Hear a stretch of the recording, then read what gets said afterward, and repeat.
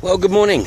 This is Ian R. Crane, and it's the morning of Wednesday, the 6th of December 2017. And it's a bit overcast this morning. The sun's just looking to rise above the clouds over in the southeast there. But there is some more of the white stuff forecast for later this week, so I'll make the most of the slightly warmer weather. Now, this morning, I want to touch on an issue that is obviously extremely important as this industry establishes or tries to establish a foothold. Now, yesterday, I was actually trying to speak with a local farmer, and I'd never knowingly spoken with this farmer before, but her response to me, before I really said anything, was, "I think you're an extremely arrogant man." Well, yeah, I've heard that once or twice before. Call it assertiveness or whatever, or confidence, but some like to call it arrogance. So, okay, we'll put that to one side. But then her observation was, "I think you're wrong on a lot of things that you say." And I said, wow, well, I'm more than happy to discuss, because I don't profess to be the fountain of all knowledge. And in fact, my mantra is, don't take my word for anything. Do your own research, come to your own determination. And of course, this is something that the government and the industry absolutely have a problem with, because you will never ever hear the industry or the government make this observation, because they rely on you literally taking their narrative at face value. And obviously they know fine well that if anybody does look at this for themselves, then they're going to come along and actually sort of make a similar determination to that which I and many others, particularly those that are camping here with us in North Yorkshire, have come to from doing their own research. And then she made an observation that she said, "And you're not here for the right reasons." Well, now that is very telling, because, and I'll touch on that a little bit later, because this of course is based purely on hearsay, because when you ask people, say, well, on what basis do you make that observation? Where is the evidence? Are you simply repeating something that somebody has told you, or something that you've read and taken at face value? But it doesn't really matter, because ultimately I want people to do their own research. But I want to take the opportunity for this farmer and every other farmer, and I want to take a look at some of the evidence. And of course, I've discussed this many times before on episodes of Fracking Nightmare. And by the way, the next episode of Fracking Nightmare will be on Thursday, December the 14th at 9 p.m. and that'll be the last one for the year, and that'll be episode, I think it's 114 or maybe even 115. But I'm going to read a bit of an article here, and bear with me, because this is not only an extremely important article, but when I tell you when it was written, you will understand why it is that the government and the industry does not want people to do their own research. The article is titled "Fracking Our Food Supply," and the sub-line is, "Are dying cattle the canaries in the coal mine? Farmers and ranchers are sounding alarms about the risks to human health of hydraulic fracturing." So bear with me as I share some of this article with you. In a Brooklyn winery on a sultry July evening, an elegant crowd sips rosé and nibbles trout plucked from the gin-clear streams of upstate New York. The diners are here with their checkbooks to support a group called Chefs for the Marcellus, which works to protect the floodshed upon which hundreds of regional farm-to-fork restaurants depend. The floodshed is coincident with the Marcellus Shale, a geological formation that arcs northeast from West Virginia through Pennsylvania and into New York State, not dissimilar from the Boland Shale, which comes right across the north of England from the Lancashire coast right across to the Yorkshire coast. Everyone invited here knows the region is both agriculturally and energy rich, with vast quantities of natural gas sequestered deep below its fertile fields and forests. In Pennsylvania, the oil and gas industry is already on a tear, drilling thousands of feet into ancient seabeds, then repeatedly fracturing or fracking These wells with millions of gallons of highly pressurized, chemical-laced water which shatters the surrounding shale and releases fossil fuels. New York, meanwhile, is on its own natural resource tear, with hundreds of newly opened breweries, wineries, organic dairies and pastured livestock operations, all of them capitalizing on the metropolitan area's hunger to localize its diet. But there's growing evidence that these two impulses towards energy and food independence may be at odds with each other. The guests at this event heard about residential drinking wells tainted by fracking fluids in Pennsylvania, Wyoming and Colorado. They've read about lingering rashes, nosebleeds and respiratory trauma in oil patch communities, where mostly rural and undeveloped and lacking in political influence and economic prospects. The trout nibblers in the winery sympathise with the suffering of those communities, but the main concern tonight is a more insidious matter: the potential for drilling and fracking operations to contaminate the food. The early evidence from heavily fracked regions, especially from ranchers, is not reassuring. Jackie Shilk and her 60 cattle live in the top left corner of North Dakota, a windswept, golden-hued landscape in the heart of the Buchan Shale. Shilk's neighbours love her black Angus beef, but she's no longer sharing or eating it. Not since fracking began on her 32 oil and gas wells within 3 miles of her 160-acre ranch, and 5 of her cows dropped dead. Shilk herself is in poor health. A handsome 53-year-old with a faded blonde ponytail and direct blue eyes, she often feels lightheaded when she ventures outside. She limps and has chronic pain in her lungs, as well as rashes that have lingered for a year. Once a visit to the barn ended with respiratory distress and a trip to the emergency room. Shilk also has back pain linked with overworked kidneys, and on some mornings she urinates a stream of blood. Ambient air testing by a certified environmental consultant detected elevated levels of benzene, methane, chloroform, butane, propane, toluene and xylene, compounds associated with drilling and fracking, and also with cancers, birth defects and organ damage. Her well tested high for sulfate, chromium, chloride and strontium. Her blood tested positive for acetone, plus the heavy metals arsenic, linked with skin lesions, cancers and cardiovascular disease, and germanium, linked with muscle weakness and skin rashes. Both she and her husband, who works in the oilfield services, have recently lost crowns and fillings from their teeth. Tooth loss is associated with radiation poisoning, and high selenium levels also found in the Shilk's water. State health and agricultural officials acknowledged Shilk's air and water tests, but told her she had nothing to worry about.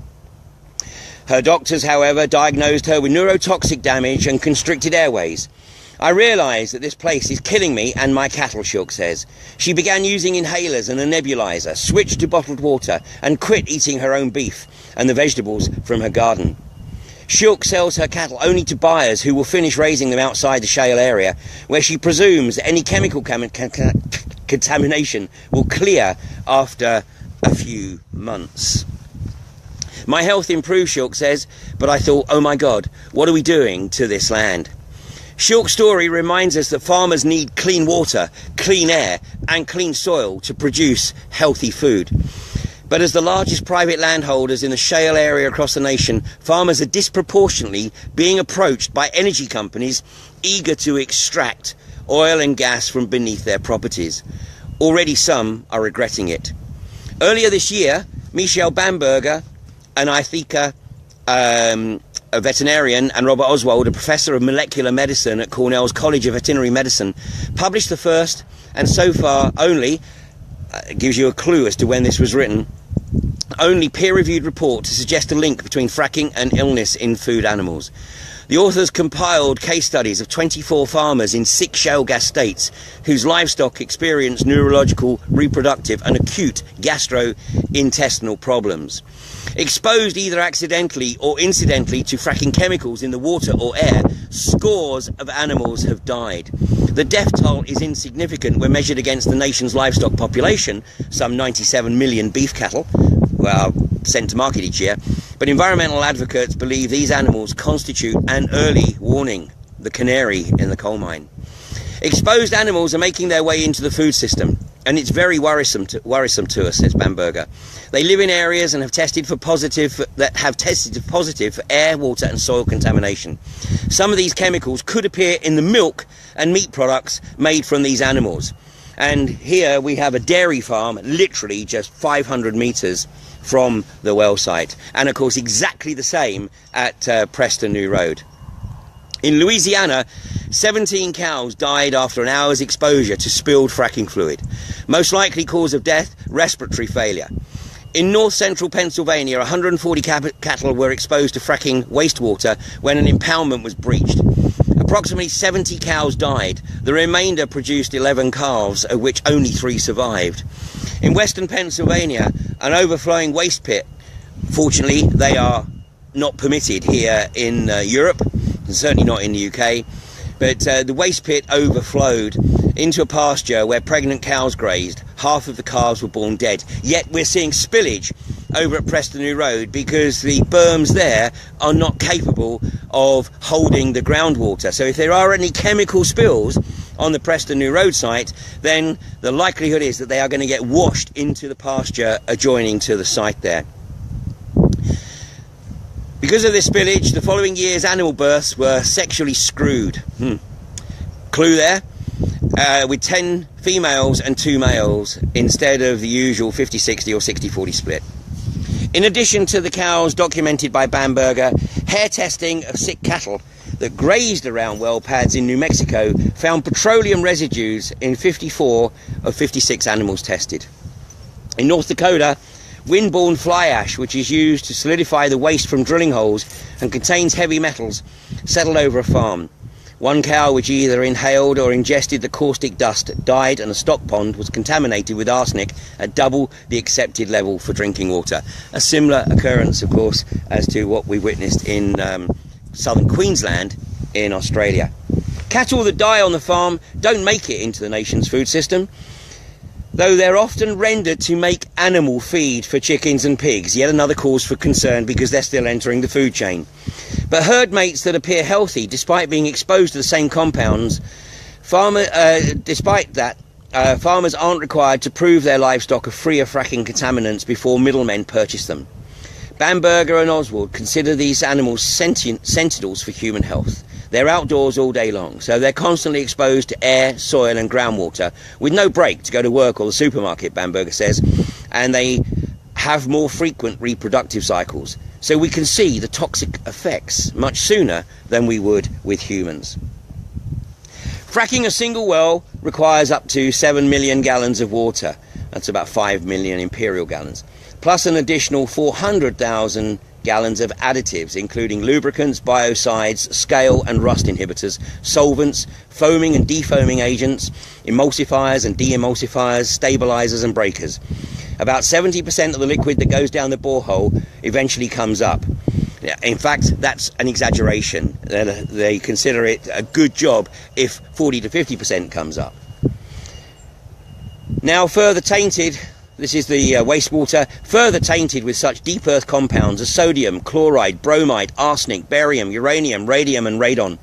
These substances occur naturally, but many of them can cause illness if ingested or inhaled over time. This super salty produced water or brine can be stored on site for reuse, but depending on state regulations it can be held in plastic lined pits until it evaporates or is injected back into the earth. And one of the issues that we have here in the UK, we don't know where that waste is going. Third Energy and the Environment Agency will not confirm where the waste is going. Is it going to Nostrop in Leeds? Is it going to Brand Sands, the Northumbrian water plant in Teesside? Or is it going to be re-injected here in KMA? Yet the Environment Agency here in the UK have a complete disagreement, even within their own department, about whether or not re-injection is appropriate in this heavily faulted country of ours. At almost every stage of developing and operating an oil or gas well, chemicals and compounds can be introduced into the environment. Radioactive materials above background levels have been detected in air, soil and water at or near gas drilling sites. Volatile organic compounds including benzene, toluene ethylene, xylene waft from flares, engines, compressors, pipelines, flanges, open tanks, spills and ponds. The good news: volatile organic compounds don't accumulate in animals or plants. The bad news is that inhalation or exposure is linked to cancer and organ damage in humans. Underground petrochemicals can migrate along fissures through abandoned or orphaned wells or leaky well casings. The oil and gas industry itself estimates that 60% of wells will leak over a 30-year period. And as Dr. Ingrafia has observed, all wells will leak eventually. Brine can spill from holding ponds or pipelines. It can be spread legally in some places, as we've seen in Queensland again, on roadways to control dust and melt ice. Truck drivers have also been known to illegally dump this liquid in creeks or fields where animals can drink it or lick it from their fur. Although energy companies don't make a habit of telling potential lease signers about the environmental risks they might face, exactly the case here in North Yorkshire, where the landowner here was certainly not told that there would ever be the risk of unconventional gas exploitation here. And of course, John Dewar, the operations director of Third Energy, of course this is Barclays Bank, trading as Third Energy, he has categorically stated in the past, even to the then MP, Anne McIntosh, that he had no intention of fracking here. So we've seen, obviously we get an insight into that man's integrity.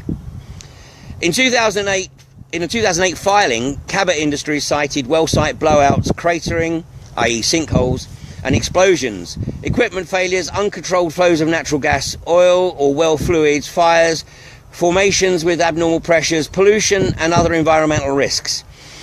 In all, in 2011, oil companies in North Dakota reported more than 1,000 accidental releases of oil, drilling wastewater or other fluids, with many more releases likely unreported. Between 2008 and 2011, drilling companies in Pennsylvania actually reported 2,392 violations of law that posed a direct threat to the environmental safety of communities. The reality is that very little is actually reported. The industry works on the basis that they'll only report if there's a risk of actually getting found out. Otherwise, they will simply try and cover it up. Now, many farmers in the shale regions, and of course as I witnessed personally in Queensland in Australia, have taken oil company money to just shut up, to keep quiet. In many cases, the oil companies will compensate them for their loss of livestock or the loss of business purely on the basis that they don't actually spread the word of what has affected them. And of course, we've seen this with the foot and mouth outbreak during Tony Blair's reign, and there's a very insidious underlying cause to that foot and mouth outbreak, which is why many of the farmers who received very, very significant compensatory payments, and rightly so, but part of the compensatory payment was that they would not disclose the actual impact on their farms or the way in which their cattle died, because there is way more to that story than meets the eye. So the oil and gas company simply buys people's silence. Now, actually, I just want to also, that's from, by the way, that article, if you want to read that for yourself, that article is titled "Fracking Our Food Supply," and it was published in November of 2012. 1 month before the moratorium was lifted to give this industry the opportunity to frack here in the UK. So although back in 2012, indeed there weren't too many academic studies, because once again the oil and gas industry would do everything it could to shut down any academic research that might actually undermine confidence in the industry. But now, some 5 years later, there's actually close on 1,000 academic papers that people can take a look at, covering all sorts of aspects associated with this industry. And most of those papers actually conclude that this is an industry that is extremely toxic to the ecology, to livestock, and to human health. But a bit closer to home, last weekend, there was an occupation of the Horse Hill well site just outside Hawley and relatively close to Gatwick Airport in Surrey. Now, this well site has been lying dormant for a couple of years since the well was drilled by UCOG and then flow tested. And the occupation lasted some 60 hours, and although private security were called in to evict the protesters, the protectors there were no arrests. So they were simply clearing the site. But the purpose of that occupation was to try to raise awareness in the local community. Yet the neighbour to that well site is a lady by the name of Alex Gear, and she owns a livery stable, and her fields literally abut right up to the well site, just like this field does here. And Alex has really struggled to get people in the southeast to understand the magnitude of the problems that she is experiencing in the southeast. And I'm just going to read a bit of this article. This article appeared in Get Surrey, and this is about 18 months old, this article now. Volunteers say an equestrian centre which borders the controversial Horse Hill drilling site near Hawley has been ruined, and have growing fears for the health of the animals there. A rig was set up at the drilling site near Gatwick Airport last month by Horse Hill Developments, which UK Oil and Gas UCOG has quite a significant ownership interest in.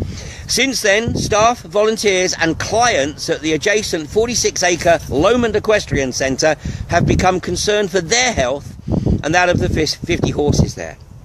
4 people have had nosebleeds, 2 of whom had never had them before, while 2 horses in particular are suffering runny noses and runny eyes. Volunteer Sarah Trenchard said, "I've been getting headaches and I did have a nosebleed. It's weird how it's coincidental that everyone else is too.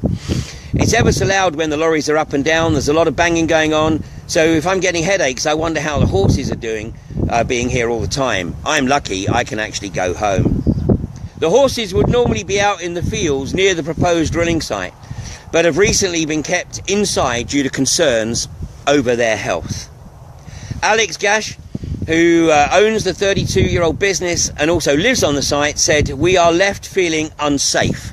We don't know what the future holds. The animals are at risk. From what I understand, if UCOG did everything absolutely perfectly, there may be no risk. But on the other hand, if it goes wrong, and especially if it goes wrong in a big way, my clients are very concerned." One client, Val Selwell, said, "We are very worried about the environment and what we are breathing. It's going to get bigger and bigger and bigger, and it does need to be shouted about because it isn't just here that's going to be affected." And as I said yesterday, getting people in the southeast to take an interest in what's occurring is very difficult, because people in the southeast are extremely time poor. They may be asset rich, but they are time poor, and so they don't have the opportunity, even if they have the inclination, to even look at this. Another concern is the light produced at the rig, with Miss Selwood saying that she was lit up like Blackpool, as well as the sulphur-like gassy smells. She was concerned for the Riding for the Disabled charity, which comes to the Lomond livery stable every Tuesday morning, but that they would have to stop coming if there's any suspicion of gases. Alex Gash said that Sharwood residents were being driven mad by the noise, which varies depending on the wind direction and often comprises a very loud wailing from the drill.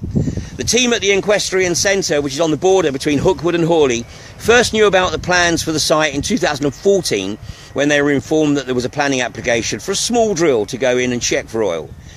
Alex said it turned out to be a very large drill that changed the field into an industrial site that runs right alongside my livery business.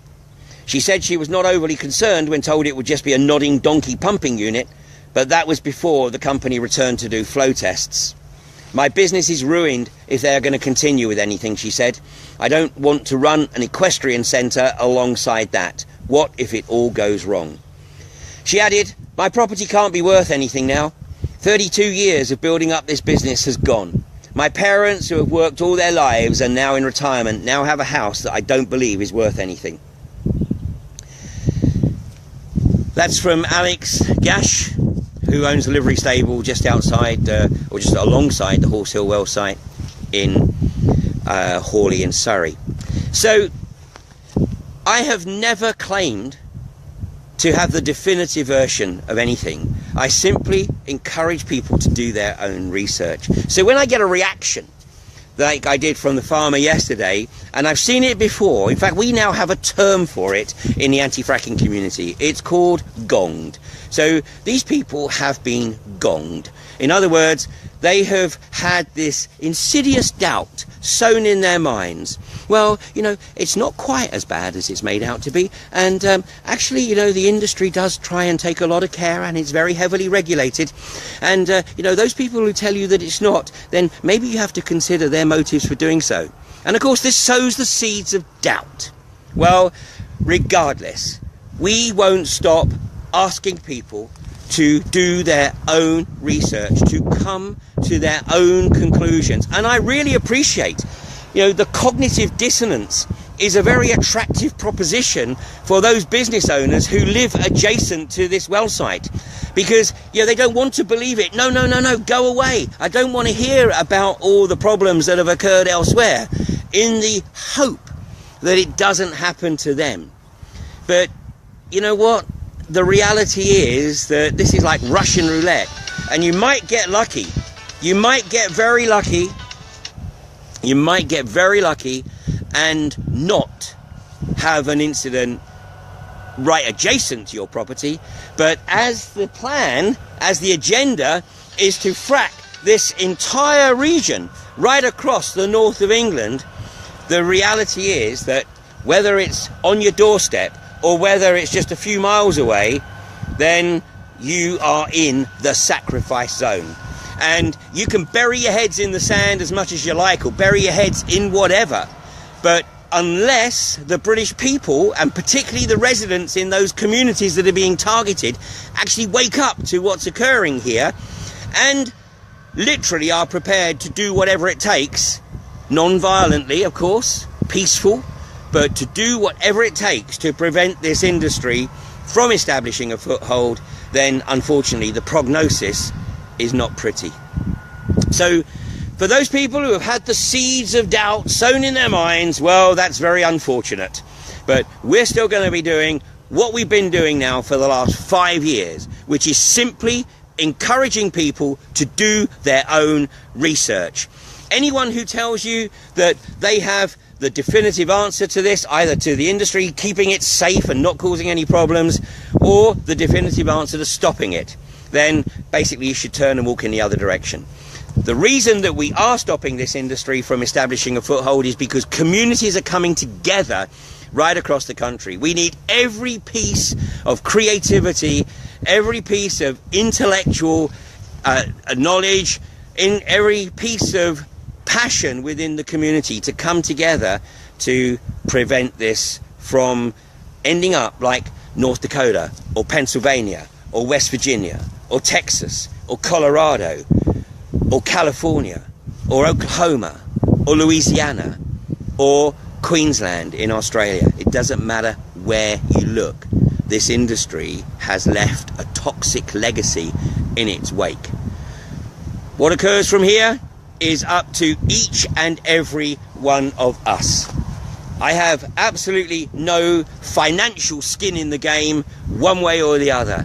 But what I am concerned about is the legacy that we are leaving, potentially leaving future generations in this country. And if you want to question my motives, please just go look in a mirror and then start to do your own research. Thanks for joining me this morning, and I will be back tomorrow morning at 8:30.